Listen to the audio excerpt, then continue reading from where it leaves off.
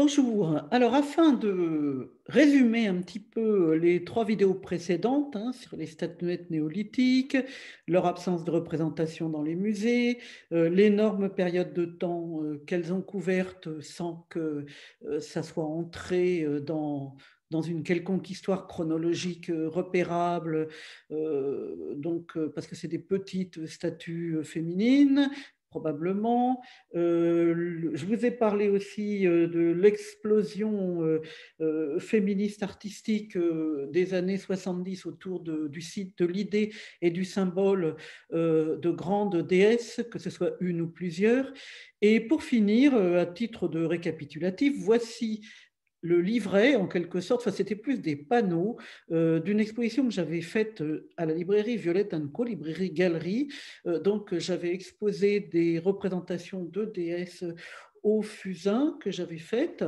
Et pour accompagner, disons, les visitoris, j'avais monté ce travail. Alors, c'est pas moi qui ai fait la mise en page, c'est Alice Moliner, graphiste et dessinatrice chez Marie Bastille. Voilà, c'est elle qui a fait la mise en page. Alors néanmoins, c'est un bon récapitulatif par rapport à tout ce qu'on a vu.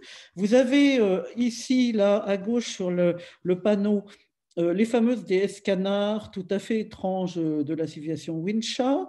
Vous avez ici ce geste dont je vous ai parlé, ce geste de la déesse. Ici, ça, c'était un travail que j'avais fait moi sur papier carrelé représentant justement des têtes de déesses. En bas, ici, ça, c'est typiquement paléolithique. Et là, c'est une déesse néolithique. Là, vous aviez aussi la fameuse déesse serpent. Alors, on ne sait pas si c'est vraiment la déesse serpent, c'est une hypothèse de Jim Buntas.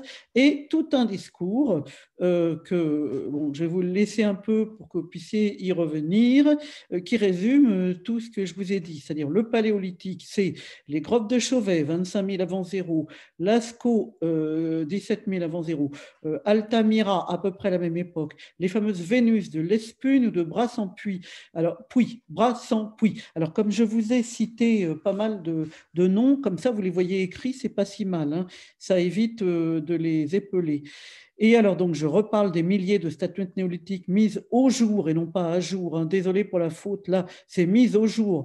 Ça fait rien. Par l'archéologue Maria Gimbutas, ne forme jamais dans les musées un ensemble défini et reconnaissable. Donc là, pour écrire la culture Vincha, c'est bien V. J'ai tendance à dire Wincha, mais c'est Vincha la prononciation.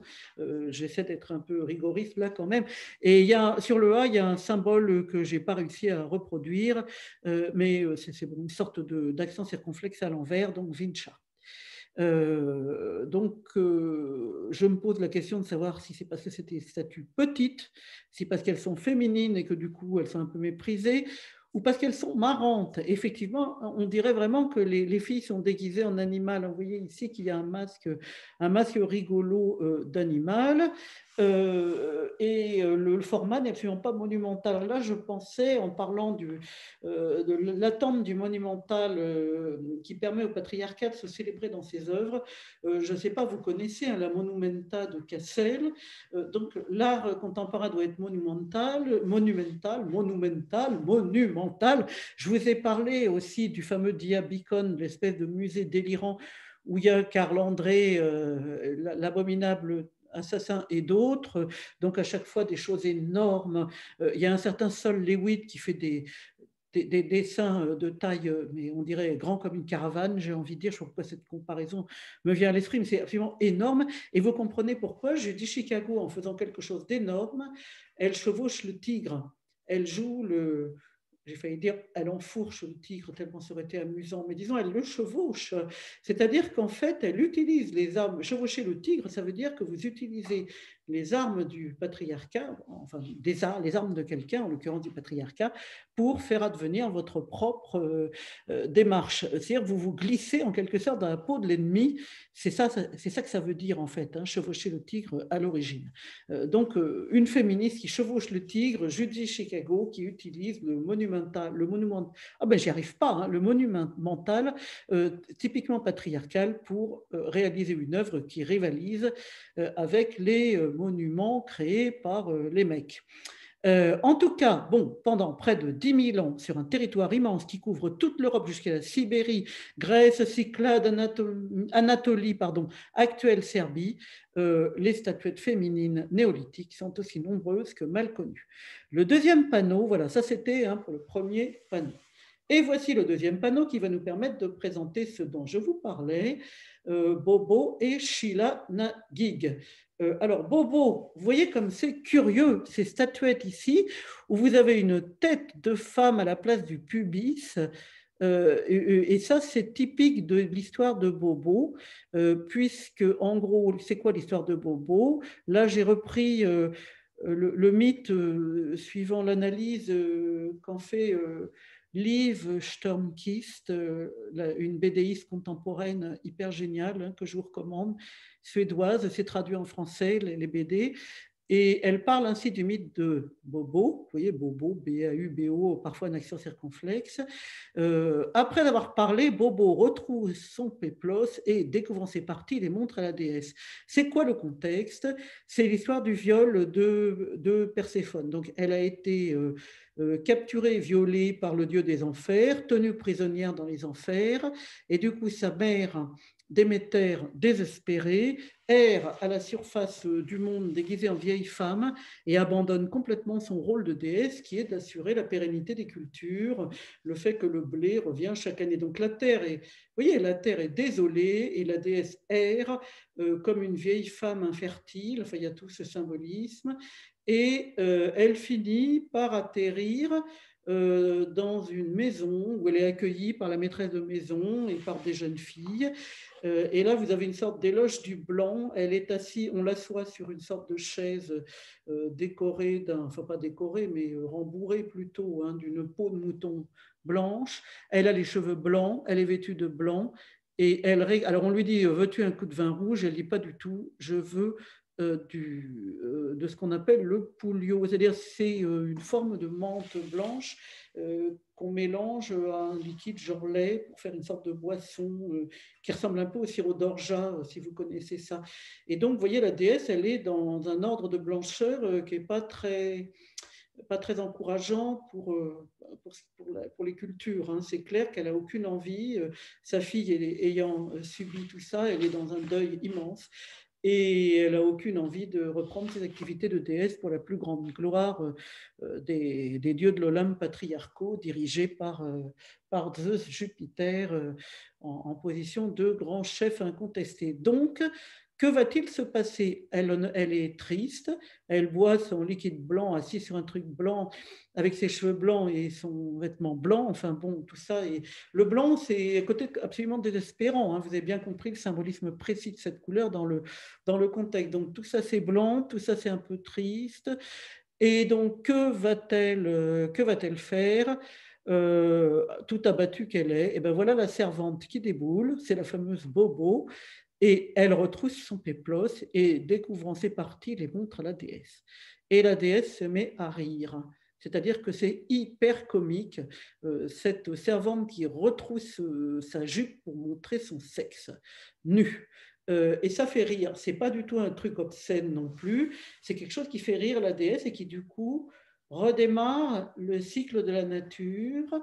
À ce moment-là, bon, il est question que sa fille passe 6 mois avec son violeur dans les enfers et 6 mois avec elle. Alors c'est assez frappant, je vous ai déjà dit à quel point la mythologie grecque c'est une sorte d'éloge du viol. Ça fait vraiment partie des fondements culturels de la culture du viol qui sont très très importants dans notre civilisation.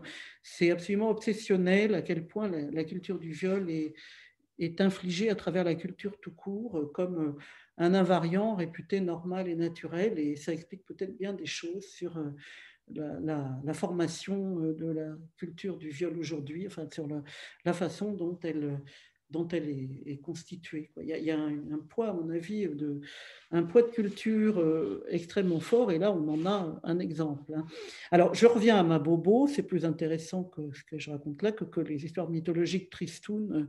La mythologie grecque est d'une tristesse à pleurer, avec ses viols et ces histoires de tristes histoires de héros, enfin tout ça c'est sinistre, hein, c'est sinistre. Il y a des mythologies quand même plus drôles, hein. N'hésitez pas à chercher partout ailleurs, il y a des choses bien plus marrantes que tout ça. Bon, bref, Bobo donc montre son sexe et ça va devenir un geste. Alors là, vous pouvez le lire dans le bouquin de Liv Starkist en question.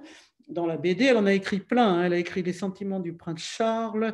Qu'est-ce qu'elle a écrit encore? Bon, des tas de BD féministes. Alors, c'est dans l'une d'elles, hein, je ne sais plus laquelle, mais ça se retrouve très facilement. Elle raconte comment. Alors là, vous avez la figurine en terre cuite grecque, hein, vous voyez, qui montre son sexe. Vous avez la Bobo qui elle-même est sexe. Vous avez la Sheila Naguig, hein, à droite et en bas. Alors, ici, Sheila Naguig, vous voyez, avec ses grands yeux et son air. Pas forcément dramatique, hein, assez réjoui là aussi, hein, vous voyez, un sexe énorme, grand ouvert. Et là, je vous ai rajouté une figure médiévale très courante qui est la sirène à deux queues qui donc ouvre sa queue de manière à montrer son sexe aussi. Alors c'est un geste qui peut passer pour, vu comme ça de l'extérieur et sans contexte, on a une impression d'impudicité, disons, mais en réalité, il faut bien que vous reliez ça à ce que c'est en réalité, c'est-à-dire quelque chose de l'ordre de la fertilité, de la génération et du symbole de Déméter riant et reprenant dès lors son travail de déesse de la fécondité de la terre. Hein. Vous voyez, les cultures, la nature, etc. Le principe donc de renouveau en quelque sorte des saisons qui assurent la production de la terre. Donc voilà, faut remettre en contexte, hein, c'est extrêmement important, sinon vous allez rien comprendre. Alors, petit commentaire de tous ces personnages. Bobo, la servante, non pas au grand cœur, mais à la grande vulve, s'exhibe devant Déméter désespérée par le viol et l'enlèvement de sa fille. Elle l'a fait rire et revenir parmi nous. Alors, effectivement, les mystères d'Éleusis, les fameux mystères d'Éleusis, on n'en sait pas grand-chose. Tellement le secret était bien gardé, c'est hallucinant quand on y pense. Hein. C'était secret et c'est resté secret. Hein. C'est fou quand on y pense. Et on sait néanmoins que c'était associé à la vulve, puisqu'on se montrait entre soi sa vulve en riant, et bien sûr, on mangeait ensemble un gâteau en forme de vulve.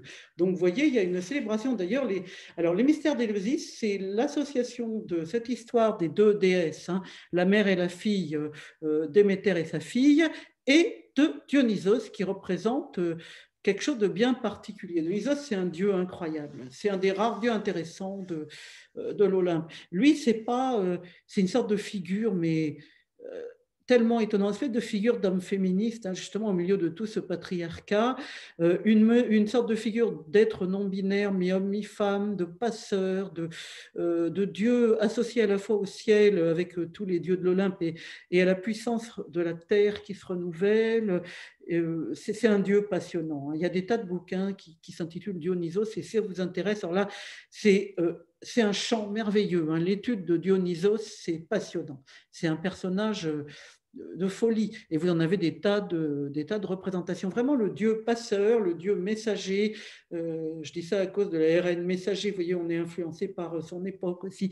Je veux dire, il n'est pas messager au sens de Mercure, etc. Il est messager au sens où il va de la graine à la fleur poussée. Il est associé à ces deux déesses qui sont extrêmement liées, elles aussi, à la terre. Il y en a une, finalement, si on représente le symbolisme, Perséphone, elle est sous la terre et elle reste sous la terre, mais sous la terre, c'est là où se préparent les graines. Hein. Vous voyez, dans le fait que ça va pousser. Déméter, elle est à la surface, sa fille la rejoint et les graines poussent, symbole de l'opposition entre l'hiver stérile et l'été prolifique. Il y a quelque chose de cet ordre. Hein. Et du coup, c'est ça qui est étonnant, c'est que les mystères d'Éleusis, il y avait aussi des tas de, je vais vous mettre comme ça pour que vous voyez bien les Shilanagig et les Bobos. Je disais, oui, les mystères d'Éleusis, on ne sait pas grand-chose. Il y a la Villa des mystères à Pompéi qui montre quelques scènes particulières qui pourraient nous aiguiller. Alors, c'est quoi ces scènes? C'est une scène de flagellation, la flagellation associée au renouveau de la terre, hein, au fait qu'on fane en secouant les brins pour les séparer, les faire sécher. Vous voyez, quand on fait du foin, aussi un rituel de flagellation des corps humains, c'est souvent lié aussi à une idée d'énergie et de renouveau. D'autre part, on voit dans les trucs de Mystère d'Éleusis des épis. Il y avait des choses liées à Déméter comme les épis, les bracelets d'épis. C'était agraire. Enfin, il y avait une dimension agraire. Et Dionysos, il a ce côté dieu du vin, dieu agraire. Et finalement, c'est la rencontre. Dionysos, c'est le rouge, le vin, et la rencontre de Perséphone liée aux enfers, le noir, et de Déméter, la blanche. Enfin, vous voyez, ces trois couleurs qui sont tellement fondamentales dans l'ancien temps. Hein, il n'y avait que ça avant. Hein. Noir, symboliquement, il y avait noir, blanc et rouge. Ça a été très, très important. Là, vous pouvez voir ce qu'écrit Pastoureau au sujet des couleurs, à quel point le noir, le blanc et le rouge sont restés très, très tardivement des couleurs considérées comme absolument fondamentales dans la culture. Alors bon, je passe au Shilanagi. Vous voyez, c'est écrit dès le VIe siècle sur les frontons des églises d'Irlande. On voit sa descendante Shilanagig. La Sheila qui gigote, ce n'est pas sûr. Et je vous rappelle que Sheila est un prénom très honoré en Irlande. La sculpture romane des églises, sirène de type poisson, aux jambes largement écartées. Et c'est la BD L'origine du monde de la suédoise Liv Stjernquist qui consacre un chapitre entier à Bobo et à ses sœurs. J'avais donc mis la référence ici. Cuisses ouvertes partout dans le monde. Ça, c'est pour montrer comment ce thème des femmes aux cuisses largement ouvertes, mais extrêmement fréquent autour du globe. J'ai pris très peu d'exemples. J'ai pris l'exemple de Çatalhöyük ou Catalhuyuk en Anatolie. C'est la plus ancienne ville du monde avec Jéricho, qui est peut-être une ville mythique. Et là, vous avez à gauche une figuration féminine aux jambes largement ouvertes et aux bras ouverts. Donc là, le bras ouvert, ça va évoquer peut-être cet ancien geste de la déesse. Alors, ça peut être lié à l'accouchement, ça peut être lié à des tas de choses. Hein. On a énormément d'hypothèses. Donc, à Çatalhöyük, excusez-moi, en Anatolie, l'Anatolie, c'est un plateau en Turquie, et Çatalhöyük, ça ne se visite pas, hein, c'est une cité souterraine. On y descendait par des petites échelles, les gens se protégeaient en vivant sous terre, en quelque sorte. Et on a retrouvé des tas de niveaux de villes, c'est-à-dire la ville a été brûlée, détruite, reconstruite, etc. Et d'un point de vue archéologique, on a retrouvé énormément de niveaux, de telle façon qu'on a pu absolument reconstituer la vie des gens à l'époque, il y a très très très longtemps, donc vers il y a 10 000 ans, quoi, au moins, hein, une ville très très très ancienne, avec des figures comme ça partout, et puis aussi des têtes de vaches qu'on appelle tête de taureau par effet patriarcal naturel, là aussi, si j'ose dire. Mais enfin, quand il n'y a qu'une tête, vous ne savez pas si c'est un taureau ou une vache. Hein. Et puis, on a retrouvé aussi des scènes de chasse manifestement féminines, des filles entourant des aurochs abominables d'une taille énorme. Alors, on sait qu'à l'époque, il existait des animaux de ce type. Et sous l'immense fresque qu'on a retrouvée, figurent des tombes collectives féminines avec des milliers, j'exagère un peu, mais enfin, je veux dire, énormément d'ossements de femmes. Donc, toute une civilisation, là aussi, dont on ignore tout.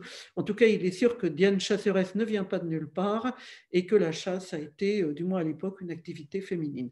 Alors, j'ai pris comme autre exemple, alors ça, c'est un détour hein, sur Çatalhöyük. Si ça vous intéresse, Çatalhöyük, il y a un bouquin très, très bien d'un certain Méliard, alors ça s'écrit Meeliart, qui a écrit le livre fondamental sur cette cité ancienne.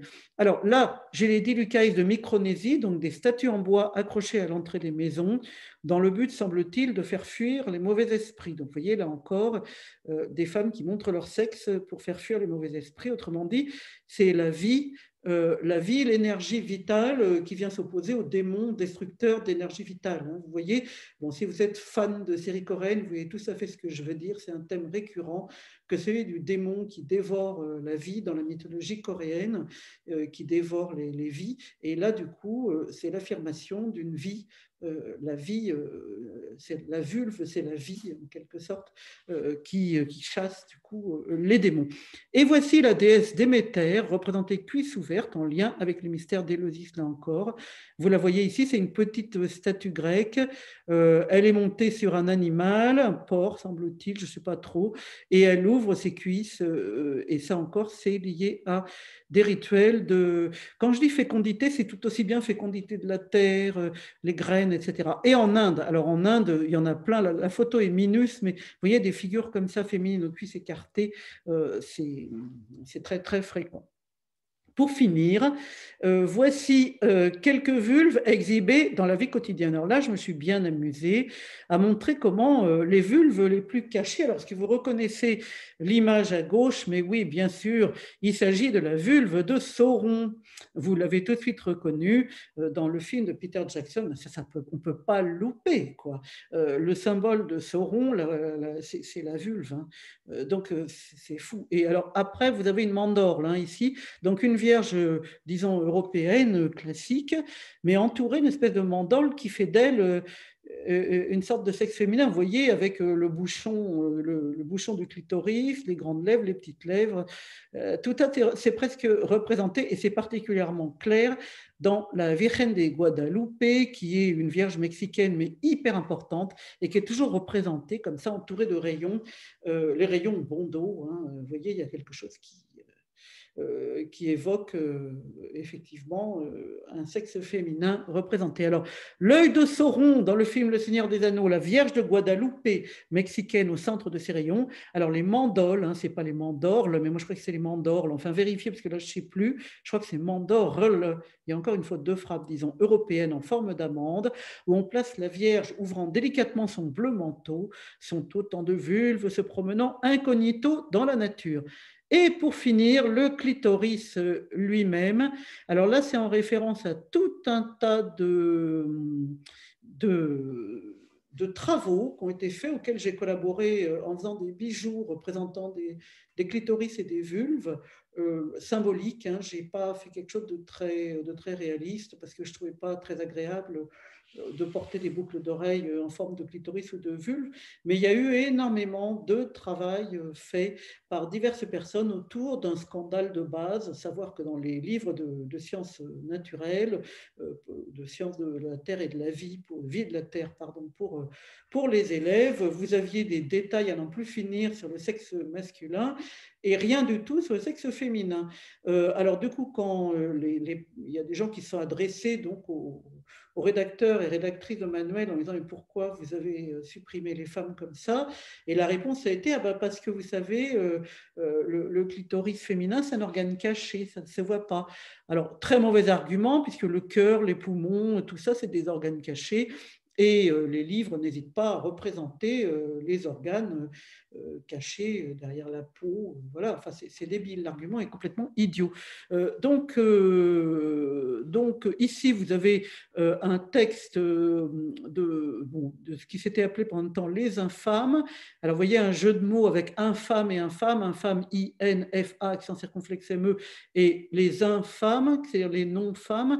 Alors ça, c'est fait penser à Monique Wittig, dans La pensée straight, qui est un bouquin fondamental, énormément étudié aux États-Unis, hein. Je ne sais pas si c'est autant étudié en France, mais aux États-Unis, Monique Wittig est une théoricienne de premier plan du féminisme. Alors Wittig, V-W-T-I-G. Bon, la fameuse Wittig, elle a écrit un texte assez mystérieux qui dit « Vos femmes ne sont pas nos femmes ». Elle voulait dire par là qu'elle était lesbienne et que les femmes hétéro-normées vendues au patriarcat, ce n'étaient pas les femmes qu'elle aimait. Bon, peut-être elle voulait dire des choses plus intelligentes que ça. Là, je simplifie abusivement. Enfin bon, mais c'était simplement pour vous rappeler la référence dont il est question ici, les wittigiennes infâmes. Alors, je vous lis l'hétérofiction patriarcale de l'orgasme vaginal phallo-stimulé, stimulé comme parangon hégémonique de la sexualité des personnes humaines féminisées, et le fruit pourri de la théorie crypto-scientiste freudienne. J'adore ce style, c'est trop marrant. Ce qu'elles veulent dire par là, c'est que Freud, cet abruti, a valorisé l'orgasme vaginal phallo-stimulé, c'est-à-dire a valorisé le pénis masculin et l'orgasme de type pénis masculin dans vulve, comment ça s'appelle, vagin féminin, voilà, parangon hégémonique de la sexualité, autrement dit, il n'y a que ça et on n'a droit qu'à ça, des personnes humaines féminisées, c'est-à-dire c'est ce que j'ai appelé plusieurs fois les femmes TM, enfin comment dire, les assignés femmes et le fruit pourri de la théorie crypto-scientifique freudienne. Effectivement, Freud n'a aucune dimension scientifique, il n'est absolument plus étudié dans les cours de psychologie sérieux, comme par exemple ceux de l'université de Yale, hein, pour prendre un exemple. C'est Freud, c'est un témoin d'époque, c'est tout ce que vous voulez, mais ça a eu énormément d'importance. Les gens ont cru toutes ces fadaises de façon très très précise, on a été très très frappés, disons, et du coup ça a eu une descendance énorme sur la pensée qui est ici dénoncée. Alors Freud s'est rattrapé, hein, c'est quand même assez étonnant quand on y pense, en 1929. Bon, alors il écrivait sur un coin de table tout ce qui lui passait par la tête, et comme c'était un vieux bonhomme hétéronormé, cocaïnomane, bon ben c'était pas forcément très très effectivement étayé scientifiquement, c'est le moins qu'on puisse dire, hein. Donc il écrivait absolument n'importe quoi. Pensez par exemple le petit Hans, sa sœur qui est horrifiée parce qu'elle voit l'organe du petit Hans et elle désire l'organe du petit Hans. Enfin, n'importe quoi, le désir de pénis, enfin des âneries, mais des âneries. Et c'est témoin d'une époque, hein. Ça témoigne bien de très profonde misogynie de l'époque. Il parle quand même des femmes comme continent noir, il faut le faire, hein. C'est l'association en plus avec l'Afrique. Enfin, donc c'est gratiné, hein. Faut bien avouer, c'est gratiné. Alors heureusement, bon, les théories, les neurosciences ont balayé toutes ces âneries et les ont renvoyées à ce que c'était, à savoir un phénomène historique de la fin du 19e et du début du 20e. Et justement, en 1929, Freud a écrit enfin un bouquin correct, c'est Malaise dans la culture ou Malaise dans la civilisation, c'est le mot Kultur, hein, allemand qui est traduit ainsi. Et Malaise dans la civilisation ou dans la culture, c'est un livre où il dit, mon Dieu, mais lisez-le, c'est étonnant, il dit, mais c'est pas possible, tout ce que j'ai pu dire comme ânerie. Évidemment, la névrose, ça n'existe pas. La névrose, c'est dû à la société. C'est-à-dire qu'après avoir perdu un temps fou à raconter des histoires de névrose individuelle, de personnes névrosées, etc., il se rend compte, et ça c'est grand, pour ça, Freud mérite notre admiration, hein, pour cet ultime réveil, en quelque sorte, intellectuel, et pour ce courage intellectuel aussi, hein, de dire, mais enfin, j'ai dit que des âneries, il est évident que la névrose, c'est social, ce n'est pas individuel, et donc tout ce que j'ai dit, c'est nul et non avenu d'un point de vue scientifique. Donc c'est à cela que ça fait référence, une théorie crypto-scientifique freudienne. On sait désormais que l'organe dit sexuel a pour QG le clitoris, auquel le vagin donne partiellement accès, donc ne donne pas beaucoup accès. Donc, éloge du clitoris par les infâmes de Nice. Amandine Brûlé réalise le logo du fanzine L'Anti-Sèche des clitos, et c'est à partir du travail d'Amandine Brûlé que j'ai fabriqué des bijoux. Alors, donc c'est Bobo Forever, et voici le travail. Donc, ici à gauche, vous avez le logo réalisé par Amandine Brûlé, In Clito Veritas, avec une association du clitoris et de la pieuvre. Et puis, ce dessin simplifié de l'organe complet du clitoris, qui m'a permis donc de réaliser des bijoux. Donc, ici, c'est un de mes bijoux que j'avais fait à l'époque, hein. Et j'ajoute, donc c'était pour montrer le parcours, parcours disons de tout ça. Le journal Cosette a tout piqué sans dire d'où ça venait, c'est pas sympa, parce que c'était donc ce travail ici réalisé par ce groupe de Nice qui était à la base de ces représentations. Donc elles ont tout piqué, les petits clitos d'Amandine Brûlé que vous voyez ici, pour en faire des petits personnages, ce que déjà les Niçoises avaient fait à travers différents blogs. Donc surtout dans la vie, citez vos sources, hein. Elles auraient fait ça en citant leurs sources, ça aurait été respectueux, ça aurait renvoyé les lectrices du journal ou les lectorices, ça les aurait renvoyées à la source, notamment au travail d'Amandine, là, qui a été complètement zappé par la fameuse anti-sèche du clito, qui pourtant était très très facile d'accès, vu qu'elle avait été mise en... Elle est en ligne, hein, et d'ailleurs on peut l'imprimer et en faire des espèces de tracts. C'est très habile, c'est un montage tout à fait habile, vous pliez les papiers de telle façon que ça fait apparaître toutes sortes de cartes, enfin c'est très très bien fichu, et ce groupe de travail aurait vraiment mérité d'être reconnu par ce journal de grande diffusion qu'est Cosette et qui n'a pas été bien sur le coup, il faut bien avouer. Elles ont également repris dans Cosette tous les petits clitos décorés que les filles de Nice avaient fait et que vous trouvez sur Internet. Alors, des clitos, je ne sais pas moi, sur un cupcake, enfin, vraiment un truc, des choses amusantes, hein, toutes sortes de clitos ludiques à partir de thèmes populaires de la culture populaire d'aujourd'hui. Alors là, j'ai ajouté, l'air de rien, c'est aussi un fort enjeu d'éducation populaire. Une chercheuse réalise un clitoris grandeur nature en 3D. On découvre que c'est grand, très grand, un clitoris. Alors ça, c'est tout un travail qui a été réalisé donc par une chercheuse en sociologie et en ethnologie, enfin une chercheuse dans ces domaines qui a eu l'idée d'aller dans un Fab Lab et de faire réaliser donc un clitoris grandeur nature. Donc j'ai oublié le nom, mais je le mettrai dans la description, comme on dit, parce que là j'ai plus son nom en tête. Et elle a réalisé cette sculpture qui, d'un seul coup, a fait voir de la même façon qu'on voit, vous voyez, des espèces de moulages en plâtre, hein, vous avez dû connaître ça dans votre folle jeunesse, qui représentent le cœur, les poumons, le foie, la rate et tout ce que vous voulez. Elle a fait le clitoris et ça mesure bien une bonne douzaine de centimètres de haut. Hein. Vous voyez, donc c'est quand même un travail très intéressant, surtout qu'on pourrait imaginer que ce modèle soit mis entre les mains d'enfants qui pourraient du coup réaliser en terre, par exemple, ou en pâte à modeler, leur propre représentation et aussi la représentation du sexe masculin, inutile de faire des jaloux. Mais là, on est dans le contexte où on étudiait en SVT que le sexe masculin et où il y avait donc un problème lié à ce manque de représentation. Donc, vous voyez comment, à travers tout ça, il y a vraiment quelque chose qui se passe quand même dans le féminisme aujourd'hui.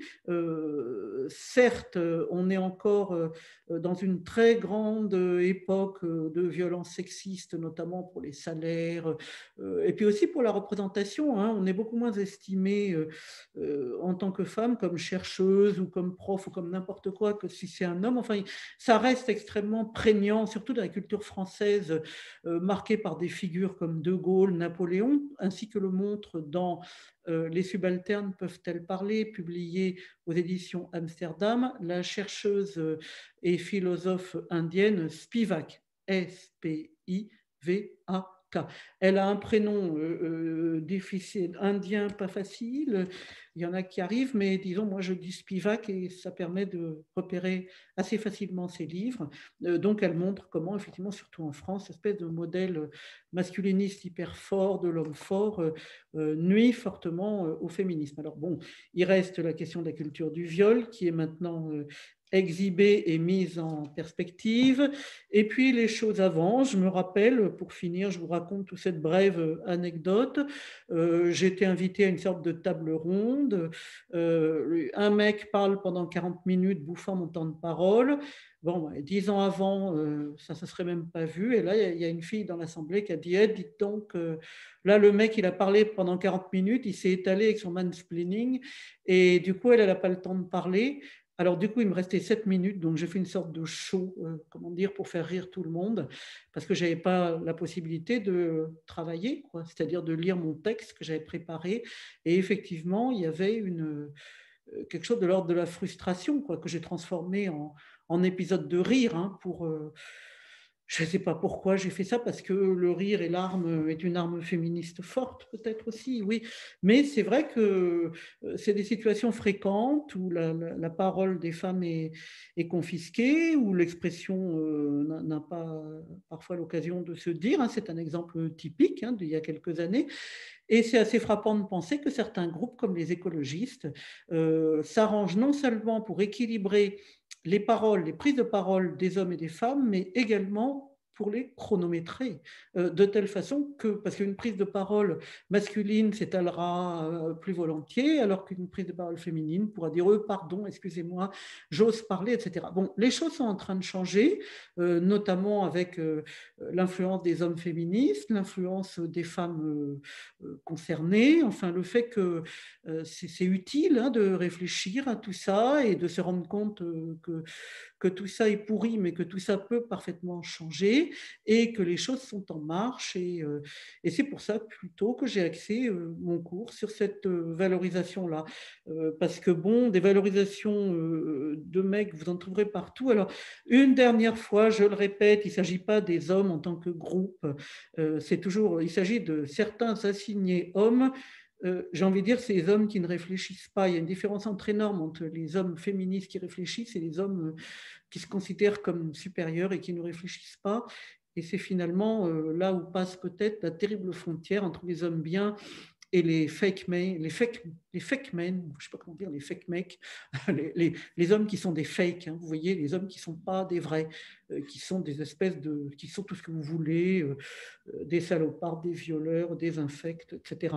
Bon, ces hommes-là, ils sont influencés par la culture dominante surmasculiniste, par l'hétéronormativité, dont je vous répète qu'elle n'a rien à voir avec l'hétérosexualité. Il s'agit de deux choses fondamentalement différentes, même si la culture économique du pays a tendance à essayer de les agglutiner hein, pour que les femmes hétéros se sentent obligées d'être hétéronormées. Hein. Vous voyez, c'est ça aussi, hein, les choses qui sont en jeu. Et bon, et en fin de compte, je ne me souviens toujours pas du nom de cette chercheuse qui a fait ce travail extraordinaire, mais je vais immédiatement le chercher et vous le mettre en description, car ce travail vraiment le mérite. Voilà, donc j'ai terminé avec les clitos, les bobos, les shilanagig, le mythe de la grande déesse, etc. Et je pense que le coup d'après, ce sera probablement la dernière vidéo la semaine prochaine. Alors dimanche ou lundi, hein, à chaque fois, je ne sais pas trop. Donc la dernière vidéo ou série, selon le cas, ce sera sur la peinture flamande. Je pense qu'il est temps d'aborder ça pour avoir une espèce de vision un peu globale, tant du contemporain que des choses plus anciennes. Voilà, je vous remercie et à bientôt. Bon courage.